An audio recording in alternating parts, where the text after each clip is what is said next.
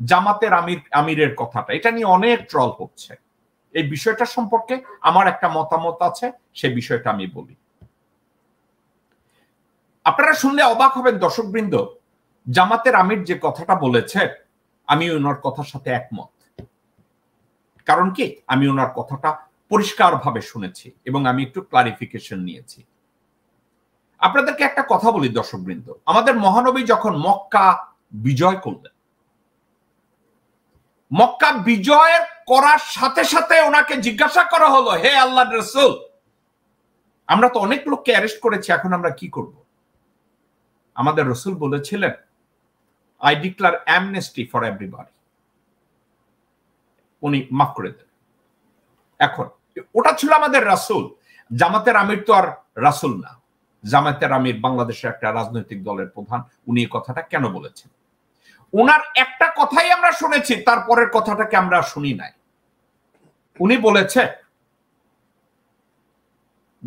বিগত সরকারের আমলে আমার দল, আমার নেতা, আমার যত কর্মী ক্ষতিগ্রস্ত হয়েছে, কোন দলের নেতা কর্মীরা এতটা ক্ষতিগ্রস্ত হয় নাই। বিগে মুসলিম, বিগে জামাত ইসলামী আমরা তাদেরকে মাফ করে দিলাম, কিন্তু যারা ক্ষতিগ্রস্ত হয়েছে, কেউ যদি স্টেপ নিয়ে এ ব্যাপারে মামলা করে, এ ব্যাপারে জুডিশিয়াল ইনিশিয়েট নেয়, আমরা সার্বিকভাবে তাদেরকে সাহায্য করব। এর অর্থ কি? উনি বলছে যে আপনারা বিচার করতে পারবেন না, তাদের বিচার চাই না, উনি এটা বলে নাই। ফর এক্সাম্পল, দর্শকবৃন্দ আপনাদেরকে বুঝাচ্ছি, আমরা যেন জামাতের একটা কথা পাইলেই তাদের দোষ ধরতে যাই, কথাটাকে একটু বুঝায় বলি। ফর এক্সাম্পল, আল্লামা দেলোয়ার হোসেন সাঈদীকে হত্যা করা হয়েছে। এখন ডক্টর শফিকুর রহমান উনি দুঃখিত, উনি কষ্ট, উনার অনুভূতি কাজ করে যে আল্লামা দেলোয়ার হোসেন সাঈদী আমাদের মধ্যে নাই।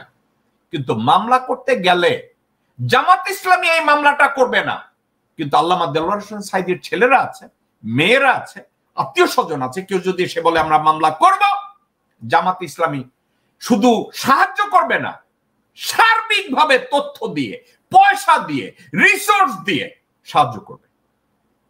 না না, এখানে আমি একটু যোগ করি। আপনি ঠিকই বলেছেন। এর আগে মনে আছে কিনা আমি জানি না, আপনার মনে আছে কিনা, জামায়াতে ইসলামীকে নিয়ে যথেষ্ট ট্রল করা হচ্ছিল, অনেক বিতর্ক করা হচ্ছিল, অনেক রকম প্রশ্ন করা হচ্ছিল জামায়াতে ইসলাম আওয়ামী লীগের সাথে যুক্ত হলো কিনা, আওয়ামী লীগের পারপাস সাফ করছে কিনা, এবং শেখ হাসিনার সাথে ভিতরে ভিতরে ঘুটু করছে কিনা, এটা নিয়ে অনেক কথাবার্তা হয়েছে। তারা যখন ইঞ্জিনিয়ার্স ইনস্টিটিউশনে বিশাল জনসভা করেছে, তারা কিভাবে অনুমতি পেল? বিএনপি তো অনুমতি পায় না। এবং আমি যাদেরকে এই বললাম, নবিয়ত যারা পেয়েছে, এই নবিয়ত যারা পেয়েছে এদের মধ্যেও অনেকে কিন্তু এই প্রশ্নটা করেছে। ওকে, এখন আপনাকে আমি এই প্রশ্নগুলো করেছে, বিভিন্ন রকম সন্দেহ করেছে, অমুক করেছে, তমুক করেছে, আপনি এটা জানেন। ওকে টিটু ভাই, এখন আপনার এই কথাটা আমি আর আপনি আলোচনা, আমাদের এই আলোচনাটা এভাবে করি। আজকের আমার একটা জিনিস ভালো লাগতেছে, সেটা কি জানেন? আমরা কেউ কারো ইন্টারভিউ করতেছি না, আমরা দুইজনে আলোচনা করতেছি, আমরা দুই ভাই বসে কথাবার্তা বলতেছি। একটু চিন্তা করেন, আমি আর আপনি, আমার আর আপনার, বিএনপি বা জামাত, কারো কাছে আমাদের তো আর কোনো দায়বদ্ধতা নাই। আমরা জনগণের জন্য আমরা কথা বলি, সচেতনতার জন্য কথা বলি, বাংলাদেশের এক্সিস্টেন্স নিয়ে কথা বলি।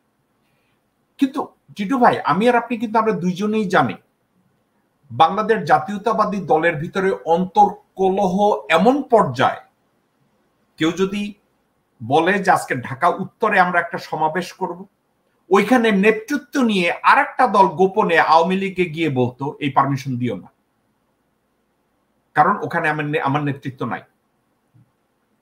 উদাহরণ দেই আপনাকে, আমানুল্লাহ আমান ওখানে পারমিশন চাইলো ঢাকা দক্ষিণে বা উত্তরে।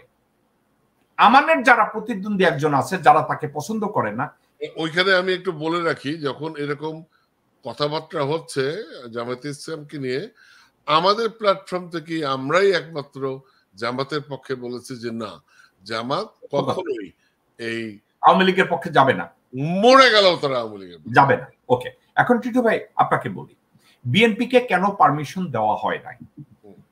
বিএনপির স্পেশালি আমি আজকের বিএনপির বিরোধিতা করার মোটেও একটা কথাও আমি বিএনপির পক্ষে বলার বিপক্ষে বলার জন্য আজকের আমি মেন্টালি তৈরি না।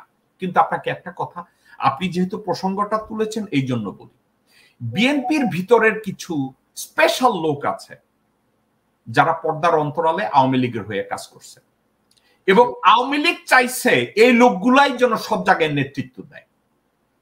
তো এখন তারা যখন পল্টনে, একটা দল চাইছে আমরা পল্টনে মিটিং করব, কিন্তু গোপনে মোস্ট ইনফ্লুয়েন্সিয়াল 4-5 জন 6 জন মানুষ আওয়ামী লীগকে বলে দিয়েছে এই পারমিশন যেন এখানে দেওয়া না হয়, এইখানে দিলে ওই মহাসমাবেশে আমাদেরকে এইটা বলতে হবে, বললে আমরা আর আওয়ামী লীগকে সাহায্য করতে পারবো না। এখন এই অন্তর্দ্বন্দ্বটা জামাতে নাই, কারণ জামাতে স্ট্রিক্ট ডিসিপ্লিন মেনটেন করা হয়, এটা আপনি যেমন জানেন আমিও জানি। স্ট্রিক্ট ডিসিপ্লিনের জন্য জামাত, তারা বলছে আমরা বাইরের জনসভা করব, তাদেরকে বলছে দেওয়া হবে না। তখন জামাত বলছে তাইলে আমরা আন্দোলনে যাব, তখন মধ্যস্থতা কইরা বলা হইলো ঠিক আছে ইঞ্জিনিয়ারিং ইনস্টিটিউটে তোমরা করো। তো এর অর্থ এটা না যে জামাত আওয়ামী লীগের তাবেদারি করতে গেছে। এখন জামাতকে কেন পারমিশন দেয়া হয়েছে তার লজিক, আমি জামাতের 2-1 জনের সাথে আমার কথা হয় না তা না, আমি জিজ্ঞাসা করলাম বিএনপি দেন না আপনাদের দিল কেন? জামাত থেকে সিম্পল একটা কথা হইলো যে ভাই আমাদের কাছে তো 2টা গ্রুপ নাই যে একদল যায় বলবে দাও আর এক গ্রুপ যায় বলে দিও না, কিন্তু বিএনপির 17টা গ্রুপ আছে, একজন যায় বলে এটা দাও, আরেকজন যায় বলে এটা দাও অথবা দিও না। আপনাকে আমি আরো একটা কথা যদি আপনাকে আমি বলি, আমি এগেইন আমি নাম বলবো না এবং বিএনপির কোনো বদনামও আমি বলছি না। বিএনপির কেন্দ্রীয় পর্যায় থেকে আমেরিকান এম্বাসিতে বিএনপির যেসব নেতারা যেত আলাপ আলোচনার জন্য, দেখা গেল তারা তাদের বিএনপির বিশ্বস্ততা প্রমাণে তারা পুরোপুরি ব্যর্থ হইল, কারণ যেই আলাপ আলোচনাগুলো করা হয় ভারতীয় হাইকমিশন এবং হাসিনার কাছে অর্থাৎ গণভবনে সব খবরগুলো লিক হয়ে যেত। আচ্ছা, তো বিএনপির টপ মোস্ট নেতৃত্ব চিন্তা করলো যে তাইলে আমি অন্য লোককে পাঠাবো। টিটু ভাই আমি নাম বললাম না, তারা স্পেশালি 1-2 জনের নাম অ্যাড করাইয়া দিল। দেওয়ার পরে কি হলো জানেন? ওই লোক 2টা, যে 2 জনকে নতুন ভাবে বসানো হলো, 24 ঘন্টার ভিতরে পুলিশ দিয়ে তাদেরকে গ্রেফতার করানো হলো। টিটু ভাই, মানসিক নির্যাতন, শারীরিক মানসিক নির্যাতন করা হলো, এবং এর পিছনে আছে বিএনপি 7 জন নেতা। এখন আমি আর আপনি যদি বলি কি ব্যাপার, ওই 7 জন অ্যারেস্ট হয় না, ওই 7 জন গ্রেফতার হইলে এয়ার কন্ডিশন রুম পায়, কিন্তু এই 2টা লোক তারা প্রথম সারির নেতাও না, দ্বিতীয় বা তৃতীয় সারির নেতা, তাদেরকে কেন ধরে এই পিটানোটা গেল? কেন পিটানো হলো? কারণ এরা 2 জন বিশ্বস্ত দেশপ্রেমিক, তারা ওই তল্পিবাজি করে না, এই জন্য গ্রেফতার করা হয়েছিল। এখন জামাত ইসলামের কথাটাকে আমি কনক্লুড করি, এটা নিয়ে আসলে আমার সাবজেক্টটা জাস্ট আলোচনা করে শেষ করে দেই। আলোচনাটা হইল জামাতের আমির যে কথাটা বলছে, প্রথম কথাটা শুই নাই জামাতের আমিরের উপরে সবাই চেতে গেছে। কিন্তু আমি একটা কথা আপনাকে বলি, উনি ব্যক্তি জামাত ইসলামী ডক্টর শফিকুর রহমান সাহেব, উনি ব্যক্তি এই কথাটা বলে নাই। টিটু ভাই আর আমি এই ক্ষেত্রটায় বোধহয় দ্বিমত পোষণ করি। টিটু ভাই বলছেন উনি বোধহয় সস্তার জনপ্রিয়তার জন্য বলছেন, কিন্তু আমি এটা মনে করি না করার পিছনে কারণ এটা, উনি একটা দলের নেতৃত্বে রয়েছেন, একটা দলকে রিপ্রেজেন্ট করেন, একজন আমির।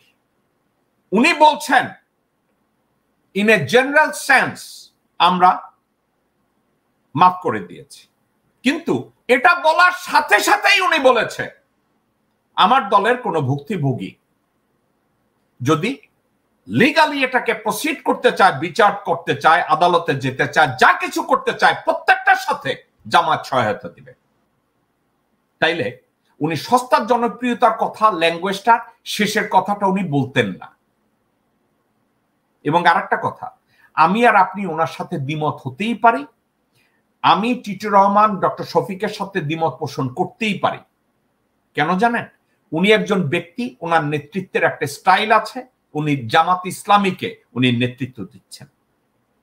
তো ওনার কথাটাকে আমি বিতর্কিত না করে আমার কেন যেন মনে হয় উনি যদি বলেন যে আমি আমাদেরকে যারা ক্ষতি করেছেন, আমার দলকে যারা ক্ষতি করেছেন, আমার নেতাকর্মীদের উপরে যারা স্টিম রোলার চালিয়েছেন, ইসলামী ব্যাংকে যারা ডিস্ট্রয় করেছেন, ইন এ নর্মাল সেন্স আমি তাদেরকে মাফ করে দিলাম, কিন্তু যারা ভুক্তভোগী তারা যদি বিচার চায় আমরা ওই বিচার কার্যে সহায়তা করব।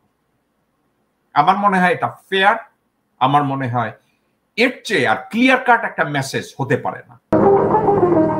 কারা রইল বোকাপাট, কারা রইল বোকাপাট, ভেঙে ফেল কর রেলপাট, রক্ত জামার শিকল পুজোর ভাষণ বেদি, ওরে ও করুণ নিশান, ওরে ও করুণ নিশান, তোর গলায় বিশাল ধ্বংস নিশান, প্রাচীর প্রাচীর ভেদি। কারা